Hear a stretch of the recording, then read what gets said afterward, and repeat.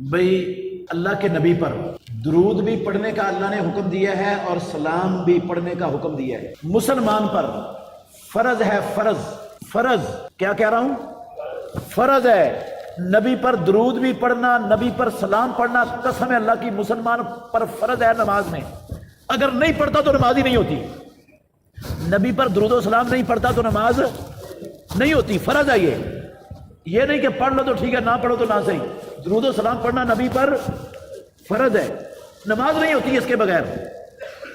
سلام بھی ہم پڑھتے ہیں، السلام علیکہ ایھا النبی ورحمۃ اللہ وبرکاتہ، ٹھیک ہے، اور درود بھی پڑھتے ہیں۔ یہ درود اور سلام دنیا میں نماز میں پڑھا جائے، نماز کے علاوہ پڑھا جائے، دن کو رات کو پڑھا جائے، اللہ نے اپنی فرشتوں کو چھوڑا ہوا ہے زمین پر صرف اس کام کے لیے۔ وہ لوگوں کا پڑھا ہوا درود و سلام اٹھا کر محمد الرسول اللہ صلی اللہ علیہ وسلم تک پہنچاتے ہیں۔ وہ نبی صلی اللہ علیہ وسلم تک پہنچایا جاتا ہے۔ پیارے پیغمبر نے فرمایا جو بندہ درود و سلام دنیا کے کسی خطے میں پڑھتا ہے، اللہ کے فرشتے ہیں دنیا کے ہر خطے میں، ان کی ڈیوٹی ہے یہ، وہ اس کا درود و سلام نبی تک کیا کرتے ہیں؟ پہنچاتے ہیں۔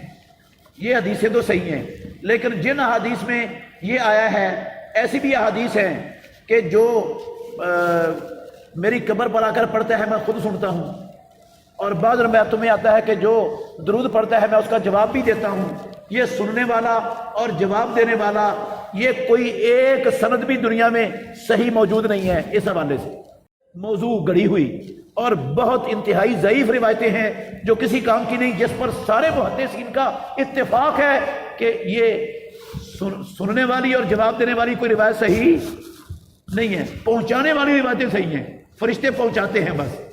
باقی اللہ کے نبی کو پتا ہوتا ہے کہ کون میرا امتی مجھ پر درود پڑھ رہا ہے، اس کا نام کیا ہے، ایسی کوئی بات نہیں ہے۔ فرشتے پہنچا رہے ہیں، ہمیں اس کا اجر مل رہا ہے، ہمیں اس کا ثواب مل رہا ہے، ہمارا درود پہنچ رہا ہے، سلام بھی پہنچ رہا ہے ہمارا۔